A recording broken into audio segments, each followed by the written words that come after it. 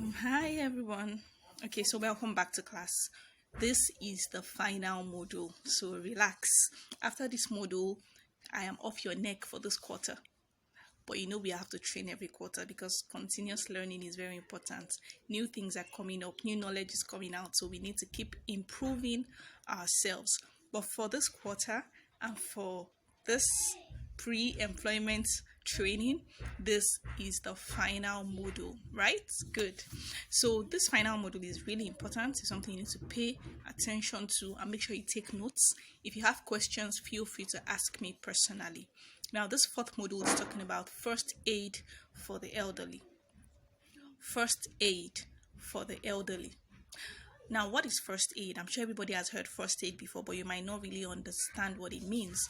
First aid is the first immediate assistance you provide to someone with minor or serious injury or illness. The first immediate assistance you provide. What's the first thing you do when you see somebody who develops a minor injury or somebody in serious danger? What is the first thing you do? That's what first aid is all about. Now, this action is aimed at three things. Why are you doing first aid? 1, to preserve life. To preserve life. That little action you take might actually save a life. So the first reason why we do first aid is to preserve life. The second is to promote recovery. Help the person to get well faster. Eventually, when help comes, let the person be able to heal faster. And the third thing is to prevent the condition from worsening. Now, that little action you take might actually prevent serious life-threatening complications. Do you understand? So the essence of taking an action there and then is to preserve life, promote recovery, and prevent worsening of the condition. That's why first aid is very important. And with elderly people, a lot of bodily changes have occurred. So they are prone to various forms of accidents and injuries. So it's important for you to know what to do so that the situation doesn't deteriorate before help comes. Right? So you need to be able to know the first actions to take, the first things to do there and then when those injuries or situations come up, right? Now, every client should have a first aid kit. This is something you can market and get your 5% cut, right? So every client must have a first aid kit. We are working on one, we're packaging one from Roots Place to have all the vitals that a first aid kit for the elderly should have.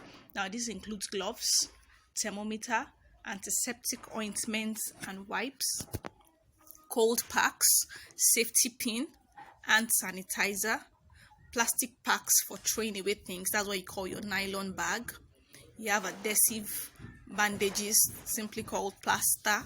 You have your bruise relief products, things to put on small bruises, burn treatment products, gauze and other covers, muscle relief products, topical anesthetics, things to help relieve pain or to make them not feel pain, right? Topical antibiotics, scissors, non-stick gauze, and so on and so forth. So, but those things I've mentioned are the major things that should be in the first aid kit. And so we will be marketing one, we'll be packaging one very soon, and you help us market to your clients, to our clients that you are relating with. But it's very important that every elderly person has a first aid kit in their homes.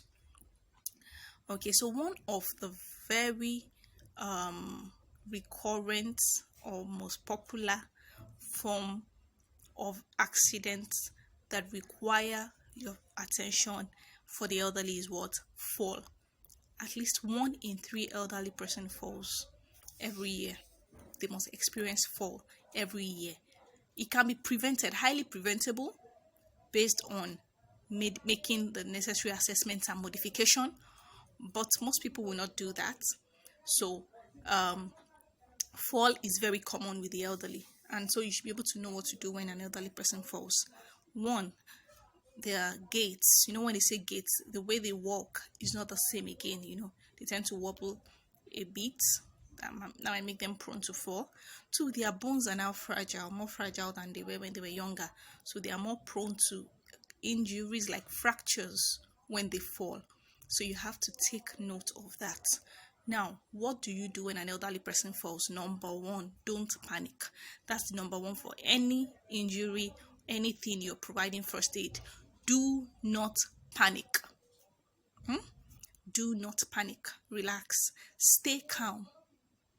When you stay calm, you encourage the other person to stay calm as well, right? So number one is what? Stay calm.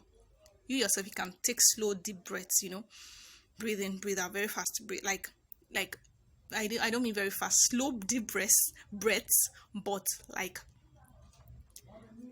it's something that you should try and make a part of you when you're trying to stay calm, right? Just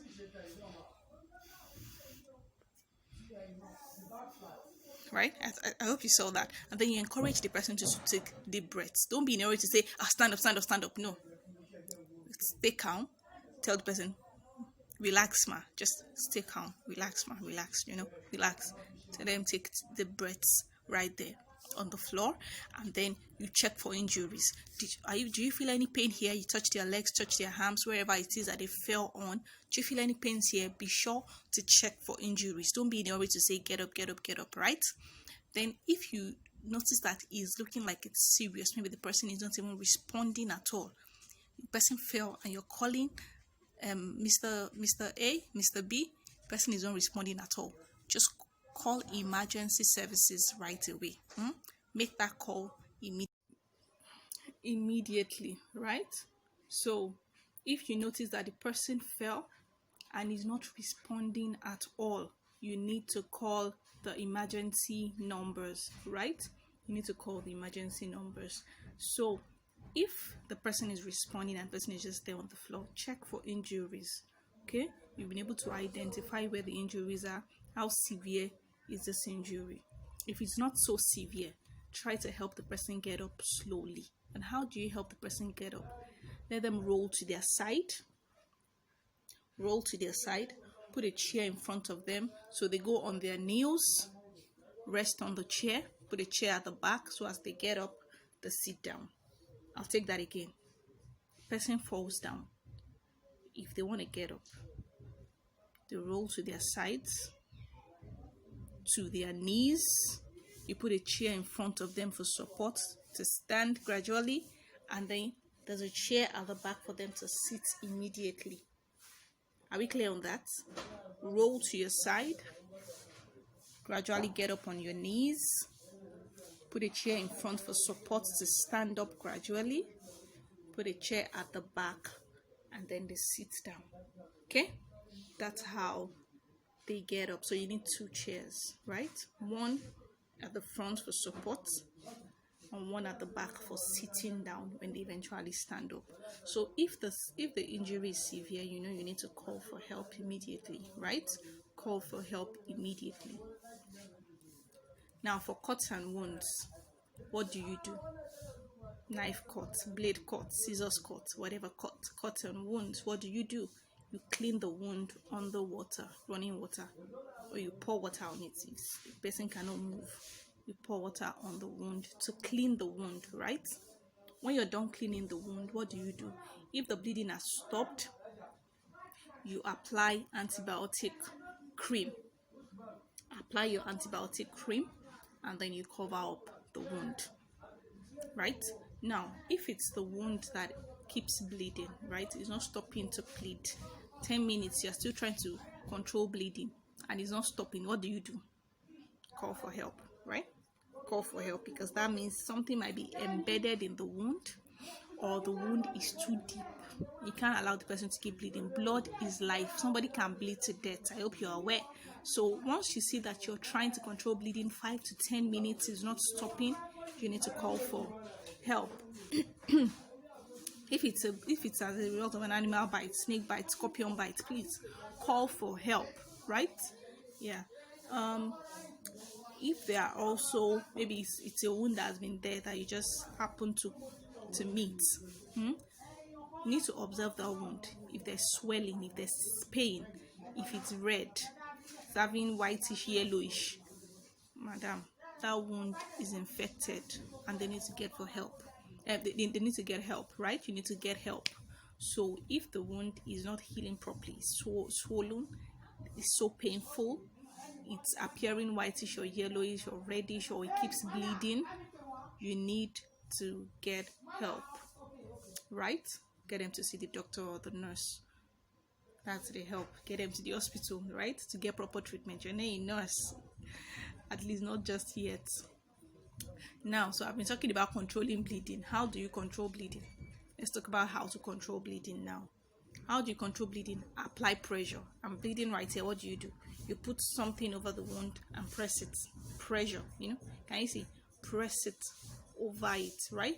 Now, if what you put over it gets soaked with blood, don't remove it and put something else again on top of that. Do you understand? Especially if the bleeding is severe, just keep putting stuff, like maybe cotton wool from the first aid box.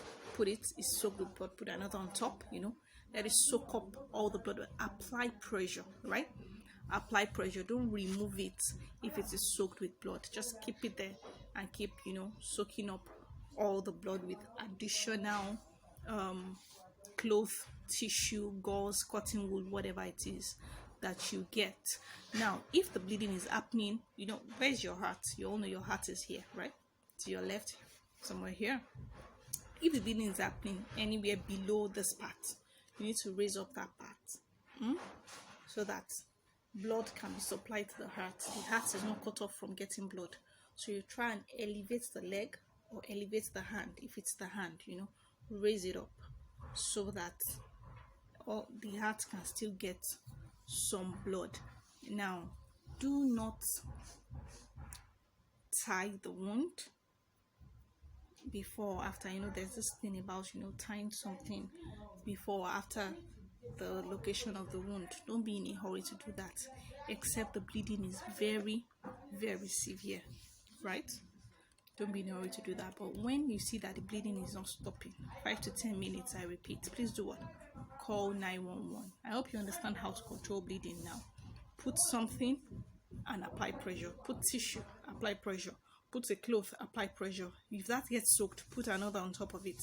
Apply pressure, right? Apply pressure. Within 5 to 10 minutes on a normal day, the bleeding should stop. If it's not stopping, it's probably too deep, or there's something embedded in it, and that's beyond your scope. So you need to get help for that. The next thing we're going to be talking about is heart attack and stroke. Now, what is heart attack? It simply means that a part of the heart is not getting blood as it should and it has died. Right? A part of the heart is not getting blood as it should and it has died. And what is the major thing that you see to know that somebody is experiencing a heart attack? Chest pain or discomfort. That's the major thing. And usually happens at the left side or towards the middle of the chest for a few minutes. So somebody tells you, I feel so much pain towards around here, like where the heart is located. The heart is located around the side. I just told you that a while ago. And somebody says, I'm feeling so much pain, and it lasts a few minutes. You know that the person might be having a heart attack. The pain may be only in one part of the body, or it could appear in other parts of the body like the arm, the back, the neck, the shoulder, or even the jaw. And the pain may go and come.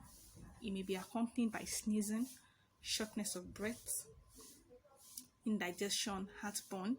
Some people might feel like vomiting. Some people might feel very tired. All these things can come with the major symptom of chest pain for a heart attack. And what should you do in this situation? My brother, my sister, call for help, right? Somebody is experiencing prolonged pain. The chest, my chest, I feel so much pain. The person is, I feel like throwing up. I'm feeling so tired. I'm feeling so weak. Put 2 and 2 together and call for help, right? Thank you. Stroke is when the brain is not getting enough blood, right? The flow of blood to the brain has been interrupted, either partially or fully, and then somebody develops a stroke. Now, the brain cells can die in minutes, and you don't want that to happen. So how do you really identify that somebody is about to develop a stroke or is currently having a stroke? How do you know? The acronym is FAST. FAST. What did I say? FAST. FAST. Is the face drooling? I want to see that the face is drooling. The arm is getting weak. Say, hold up your arm, and the person cannot hold up the arm. They can't hold up both arms or one of both arms. Speech is getting slower. My dog, they can't speak properly again. You give them a simple sentence and they cannot repeat the sentence after you. What is the T? Time to call. Face is drooling. Arms are weak. They can't hold it up. Speech is slurred. They can't complete a simple sentence. And they talk normally before, right? T is what? Time to call for help. Time to call for help. Don't waste time any further. What should you do? Please call for help, right? Before you damage the person's brain, right? You remember what we're doing? We're trying to save a life, and we're trying to prevent the situation from getting worse, helping them to recover better, right? So you need to call for help fast. Remember, we talked about observation. You need to observe these things fast and know how to act fast, right? Good. Now, the next thing we'll be talking about is poisoning. You might be poisoning as a result of taking too much of their prescribed medications, or poisoning as a result of anything. You know, this issue of improperly placing generators wherever you're going to work. This prevention is very important. Make sure that the generator fume is not coming inside the house. Even in your own house, is something you need to take note of. Make sure that the generator fume is going out. Let your gen be as far as possible from your window or your door, please. Carbon monoxide can kill. Do you understand? It has killed families, complete families. They're sleeping, thinking that they're enjoying fun, whereas they're taking in fumes from the generator. So please, it's very important that you make sure that your generator fume is going out. Move your gen as far as possible from your room window or from your sitting room window, right? Thank you very much. So now, to prevent medication poisoning, there are drugs that they've told them to be taking. Know how you'd have a container.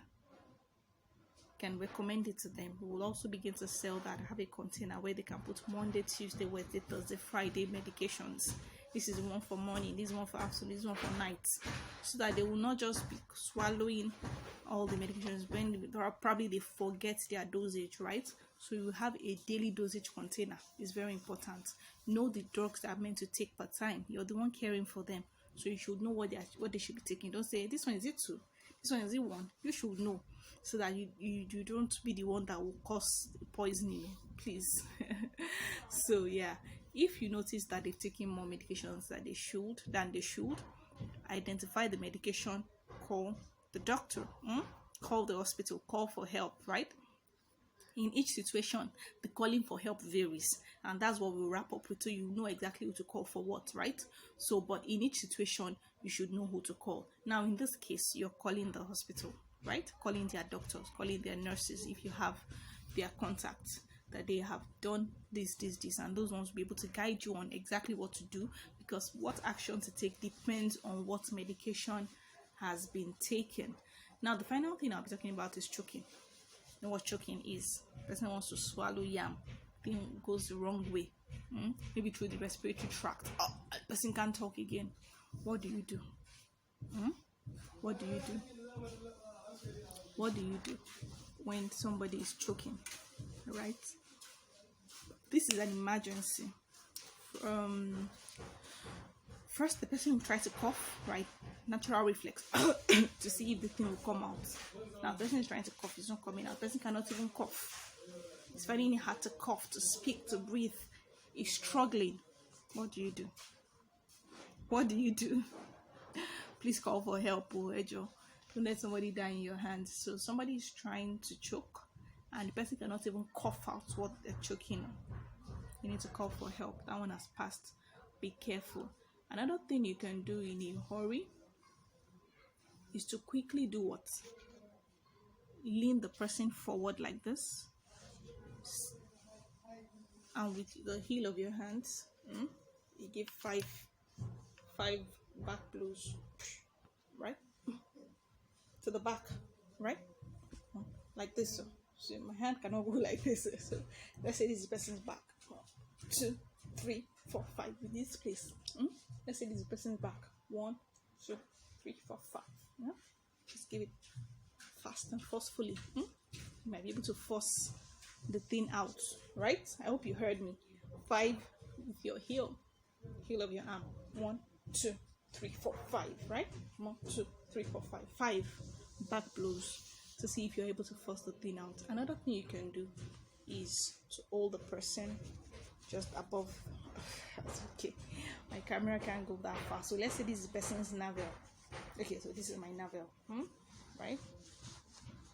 Form the face like this, just beneath the navel like this, and then you use your other hand, this other hand to cover it, right? So like trust, 5 thrusts, right? Give 5 thrusts and repeat that until the object eventually comes out or until help comes, right? I hope you got that. So you can either do the back thrust or you do the abdominal thrust to see if you can force the object out. However, the first thing is to do what? Call. So while you're waiting for help to come, you're not just looking, you're able to do something as well. So the next thing we're going to be talking about is burns. It could be minor, it could be severe. What's burns? It could be something hot poured on somebody, right? Something hot poured on somebody. Or we have the scald as a result of steam, dry heat. So burns is caused by the liquid, while scalds like dry heat, right? Caused by dry heat. Burns is caused by hot liquid. Scald is dry, that's steam, dry heat, right? So what do you do for a minor burn? You rinse with cold water for 10 to 30 minutes. Just continually pour cold water on it. Cool water, I didn't say ice water. I said cold water, like ordinary cool water. Tap water. Run it over it for like 10 to 20 minutes. If there's anything like jewelry, maybe it burns are put around there, just carefully take out the earrings, right? Take out the wristwatch if it's around the wrist or around the hand. Take away any clothing that might stick to it, because that might cause serious pain and even infect the wound. So take away anything like that, and then keep it clean. Keep it clean. Even running water over it is already keeping it clean, right? And then if there's a need to cover it, try and make sure it's covered. If it's something serious, right, as usual, you need to do what? Call for help. If it's something serious, you need to do what? Call for help. But if it's something minor, you just small hot water or maybe warmish hot water poured on somebody, just put it under water, run it under water for like 10 to 30 minutes, right? Remove anything that can stick to it, clean it up and cover it up, right? But if it's something severe, please call for help. Now, how can you prevent it from happening? Prevention is always cheaper and better and wiser than cure. When you're frying stuff, don't let the hand of your frying pan be to the road, to the place where people will be walking through, right?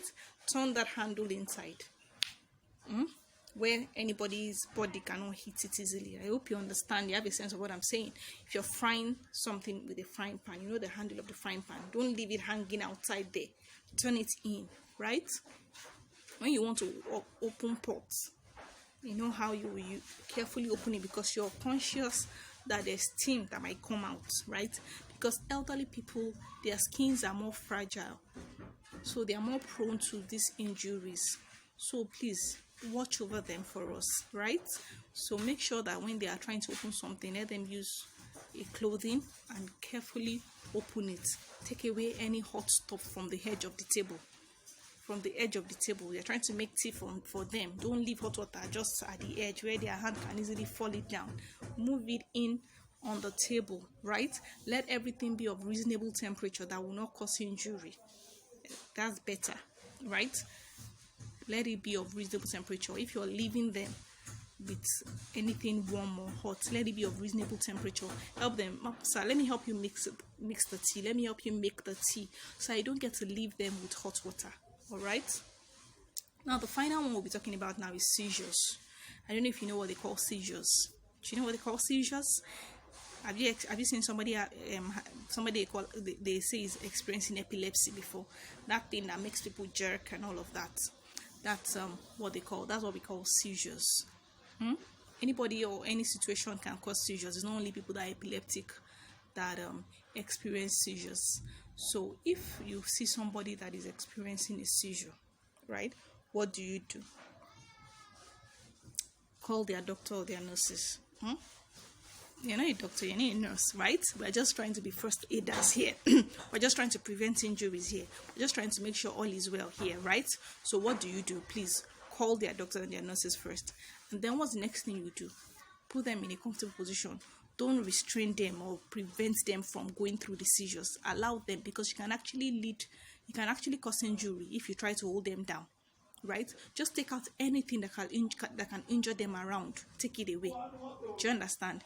There's maybe there's extension boxes or chairs or something. Move them away and give them space to be able to go through the seizure session. Right? Don't restrain their jerking. Put something soft under their head. If they have belts or necklaces, carefully take them out. Earrings, take them away. Do you understand? Anything that can injure or choke them or tie their neck, take it away. They have belts, they have tie, take it out, right? And allow them to go through the jerking moment. Please don't force anything through their mouths. Nothing will happen to their tongues. Okay? Don't force any spoon or anything or any wood or finger through their mouth. Leave them alone. Let them complete their jerking movements, right? Just before help comes eventually. So that is what you should do for seizures. Make sure their environment is safe as they are going through the jerking. Make sure there is nothing that can choke them. If they are wearing clothes that can hook their neck, please help us to just loosen the clothes. Take out the belts, take out the necklaces, the wristwatches, earrings, take them away and allow them to go through the jerking movements, pending when help comes. So remember, the first thing we are supposed to do was to do what? To call for help. So now, the need for first aid can come up at any time and anywhere. Now we are teaching you, I'm taking you through this training for the sake of the elderly, but it can come up at any time and anywhere you find yourself. You need to be ready, you need to be prepared, because the person is between life and death. That singular action can save a life, so you need to always be prepared to help them, save their lives, save their limbs, save their legs and hands. That thing you do can prevent lifelong injuries and complications and even death, right? So you need to be always prepared. Now, how are you going to be prepared in the elderly person's home? Make sure you have these numbers pasted on the fridge. Number 1, Lagos State emergency numbers, or Abuja emergency numbers, depending on your location. Have the emergency numbers legibly written on the fridge. Have a paper where you write those things. Emergency numbers, number 1. Lagos emergency numbers, write them out. I'll give you 2 now. 080 6090 7333. 080 6090 7333. That's one number. Another one, 080 2312 7654. 080 2312 7654. Now, don't give me the mindset of these numbers don't go. Have the numbers written there, they go. People contact them and they come out to help people. I know people who work there. That's what they are paid for. So make sure you have those numbers written out. This is for Lagos. My Abuja babe, I'll get you the Abuja emergency numbers. So number 1, you must have the Lagos emergency numbers written there. Number 2, write my number there. Right? 080 6129 4305. 0806 129 4305. That's my number. Rutis Place number. Put it there. or Mrs. Ruth Oni, put it there.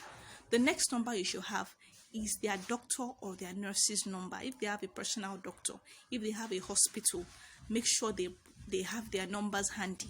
Collect the number from them. So these are part of the things that you will do as soon as you get there, so that they will know that you're even serious, you know what you're doing. Ask them, please, what's your doctor's number? What's your hospital's number? Write it there. The fourth number is the closest relative's number. Who is the closest relative to them? Their son, their daughter. Write the number there. So those are the 4 numbers you should have written there. 1 is Lagos State number. 2 is my number, your madam's number. Number 3 is their closest relative's number.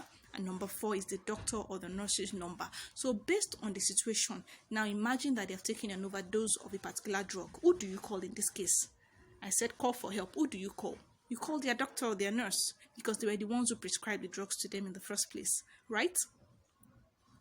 Let's say they are choking on something and they cannot talk again. Who do you call? Lagos State Emergency, because the doctors might not be trained for emergencies. They might not be positioned for emergency. You call them, they'll be like, who is paying us for this emergency? They might not come. So you call Lagos State number first. If Lagos State number is not going, who do you call next? You call me, so I know how I can contact them. Now, if there is a relative that lives very close to them, right, based on the situation, you know who to call, right? If there is a major injury where they are bleeding seriously, it might be the relative you call first, because they live just around. Maybe they live just flats away. So you can easily call them and they will come, right, and take the person to the hospital as fast as possible. Even faster than Lagos State number. So depending on the situation, these are the numbers that you should have handy. Paste them on the fridge. Write the names clearly, so that even when you are there in that situation, maybe somebody has come to assist you while you are trying to do the other first aid stuff that you have learned about, you're telling the person, please go and call Lagos State number. It is pasted on the fridge. Please go and call our doctor's number. It's pasted on the fridge, and you have written it clearly there. Dr. A, Dr. B. Do you understand? So that it's easy for you to give directions. Take initiative. That's what we've told you. You have to be proactive. Do you understand?